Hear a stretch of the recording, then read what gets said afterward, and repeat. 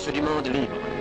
Pendant des semaines, sur tout le pourtour de la Méditerranée occidentale, en Afrique, dans les baies d'Alger, d'Oran et de Tunis, en Italie, dans les ports de Naples, de Tarente et de Brindisi, en Corse, dans les calanques de la côte, des hommes se préparent, se rassemblent et s'embarquent. Des milliers de navires sont sous pression. Homme par homme, fusil par fusil, lentement mais irrésistiblement, l'armée de la libération se cristallise dans la gigantesque flotte qui va cingler vers le jour J. Pour les exilés sans nombre, c'est enfin l'action.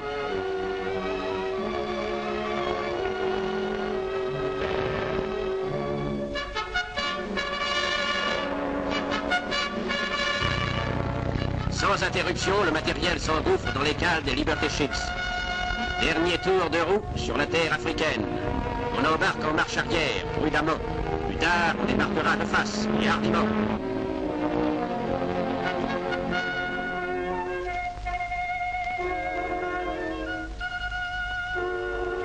Le mouvement d'horlogerie de la délivrance s'est mis en marche.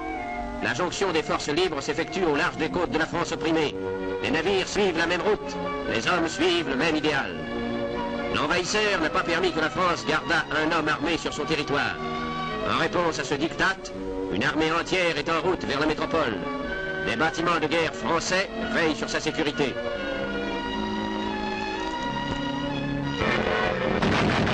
Alerte! Croix noire au-dessus de la croix de Lorraine.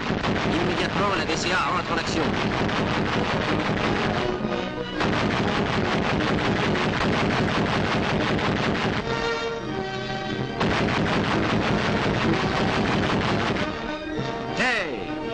Terre, c'est la France. Le général Delattre de Tassigny est prêt, comme est prête la première armée.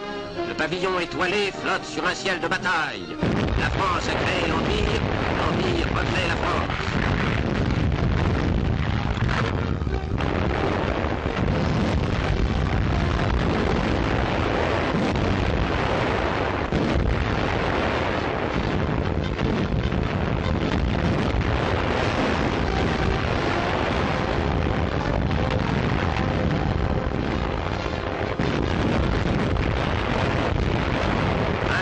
Est touché.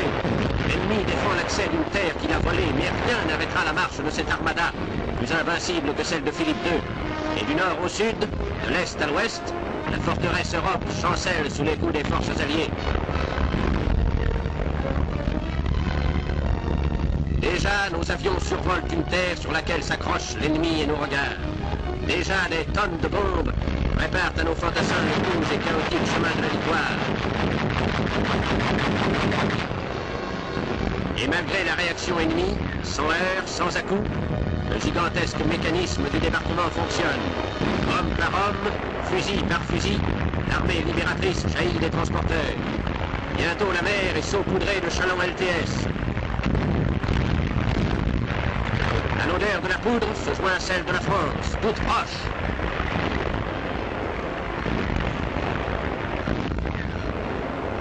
L'odeur des pins, Saint-Tropez. La terre, c'est d'abord la mer, où l'on patauge hâtivement. Les premiers soldats français foulent le sable d'une plage française. Le pont est jeté entre l'Empire et la métropole. Tandis que les renforts ne cessent d'affluer, les hommes des commandos prennent rapidement les positions de combat.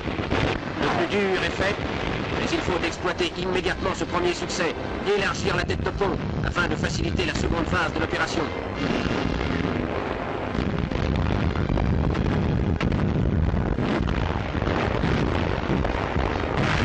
Un coup de cisaille. Nous sommes aux abords d'un fortin ennemi. La résistance se raidit. Les mortiers entrent en action.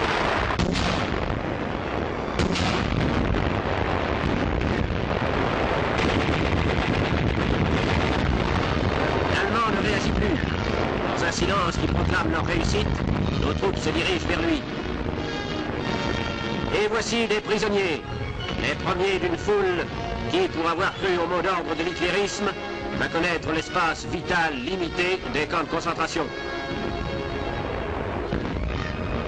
Pendant que les commandos gagnent du terrain, toutes les dispositions sont prises pour le débarquement du gros des troupes libératrices. En contact étroit avec la terre, le chef suit l'évolution de la situation.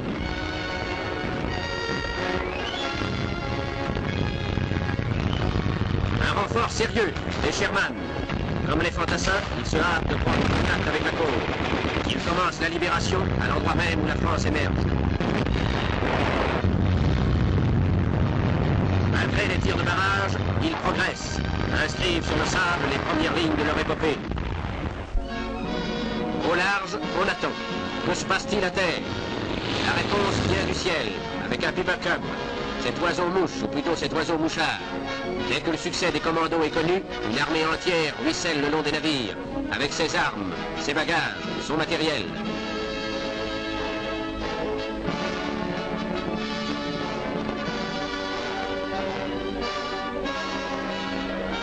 Et sur les traces des commandos, le gros des troupes progresse dans un décor dont la douceur classique est altérée par les rudes stigmates de la guerre. La brèche est ouverte. Avec la France libre, l'espoir pénètre en France occupée.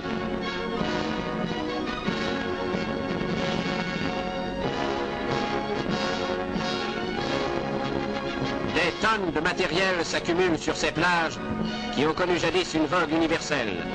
Elles connaissent aujourd'hui une célébrité nationale avec les premières et farouches vacances de la libération.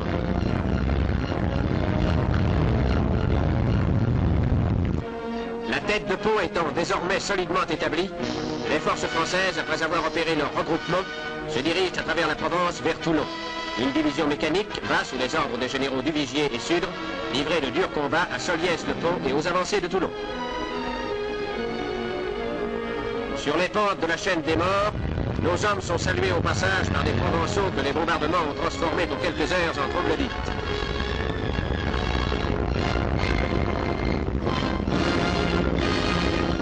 Trop heureux de cette occasion, un paysan s'empresse. L'ennemi est là, retranché dans un ouvrage important. Toutes les dispositions sont prises pour le surprendre d'abord, pour l'anéantir ensuite.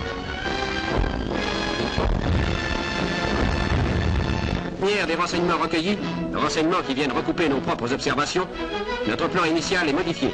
Nos troupes, cessant leur pression sur Toulon, se dirigent au-delà, vers Marseille, position plus vulnérable.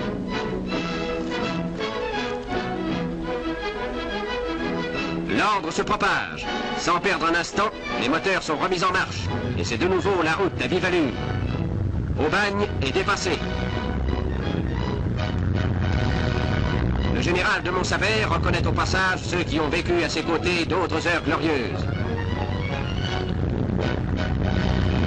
Avec beaucoup de décision et de rapidité dans l'exécution, les défenses extérieures de la ville sont franchies. La ville, proprement dite, est déserte. L'ennemi a relevé le gant. Il tient encore Notre-Dame de la Garde, le château d'If, les îles du Frioul, le fort Saint-Jean et le fort Saint-Nicolas, d'où il prend la Canebière en enfilade. Les volets sont clos. La vie s'est arrêtée dès que la mort s'est mise à rôder dans les rues. Déserte la gare Saint-Charles où les arrivées ont un parfum d'aventure. Déserte ces rues où des hommes des forces françaises de l'intérieur se sont battus. Suspension d'armes. L'ennemi demande à parlementer. Les rues sont aussitôt peuplées d'une foule joyeuse qui se hâte vers les libérateurs. Follement acclamé, le général de Montsabert, qui, malgré la présence de l'ennemi, a installé son PC dans Marseille, arrive à l'hôtel de ville pour recevoir la demande d'armistice. Les Allemands refusent de capituler sans condition. Ouvrant l'écho des acclamations, le canon va tonner de nouveau.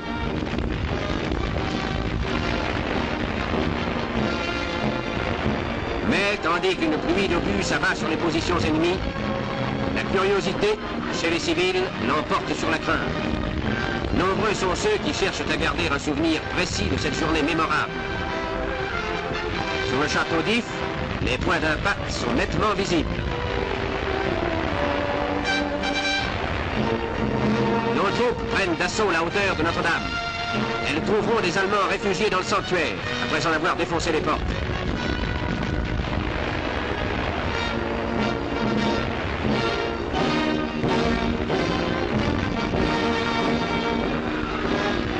L'un après l'autre, les ouvrages occupés par l'ennemi cessent la résistance.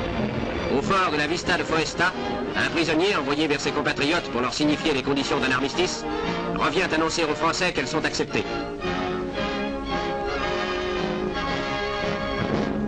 Et soudain, devant cette façade dont l'état témoigne de l'âpreté des combats, vainqueurs et vaincus se trouvent face à face. Un premier ordre du Français, un dernier ordre de l'Allemand, 400 soldats de la Wehrmacht déposent les armes.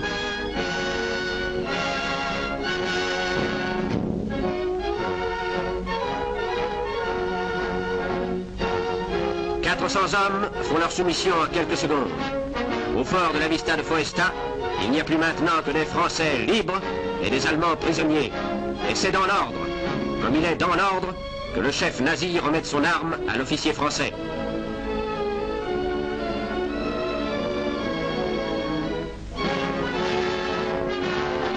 Nos troupes prennent possession de l'ouvrage. Contrairement aux conventions établies, l'ennemi, avant de se retirer, a pratiqué certaines destructions. Mais les anciens occupants n'auront plus l'occasion de prouver leur mauvaise foi. Ils vont aller grossir le chiffre des captifs du camp de Sainte-Marthe, chiffre qui atteindra bientôt 6 000.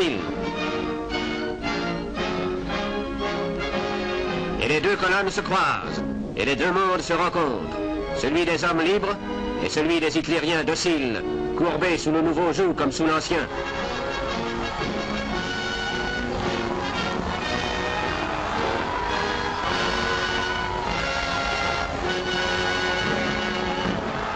Avec la vie nouvelle, c'est aussi la vie ancienne qui reprend, joyeuse. On achète des journaux qui ne coûtent pas 30 deniers. L'émancipation nationale est véritable aujourd'hui. Et ce grand départ vers l'avenir commence par une apothéose.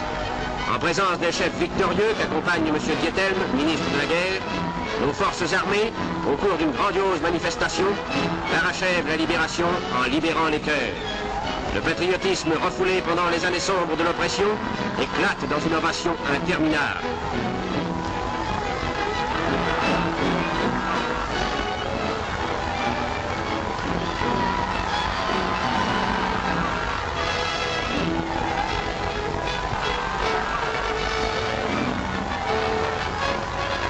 Tout Marseille a voulu connaître le visage des artisans de la victoire. Tout Marseille acclame le chef de la première armée, le général Delattre de Tassigny, qui a libéré la ville 30 jours avant la date prévue.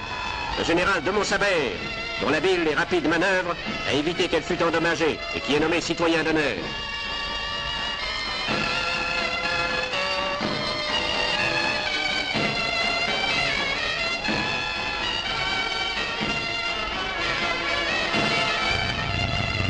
Comme partout ailleurs, c'est un passé riche de traditions glorieuses qui ressuscite au passage de nos troupes. Mais c'est aussi un nouvel idéal, une nouvelle armée, un nouveau matériel qui provoque l'admiration des spectateurs.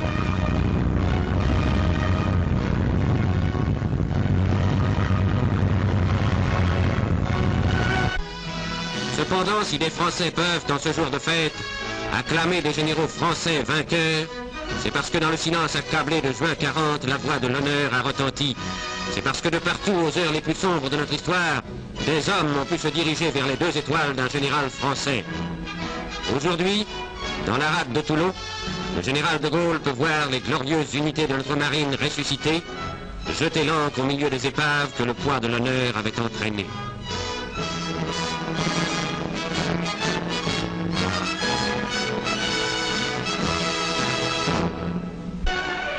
La première page d'une épopée qui conduira les forces françaises en Allemagne s'achève par une cérémonie profondément émouvante. Dans un incomparable paysage, une foule recueillie assiste au Tédéum devant la basilique qui porte les traces de la bataille. L'office divin se déroule en présence des généraux de Montsabert, Guillaume et Besançon. Aujourd'hui, avec la reconnaissance de toute une population, c'est aussi un immense espoir qui monte vers Dieu. Les Marseillais n'oublient pas que c'est le 15 août, jour de l'Assomption, que les troupes françaises ont débarqué, et leurs regards suivent la bonne mère au-dessus de la flèche, haut, très haut, dans le ciel des grandes espérances.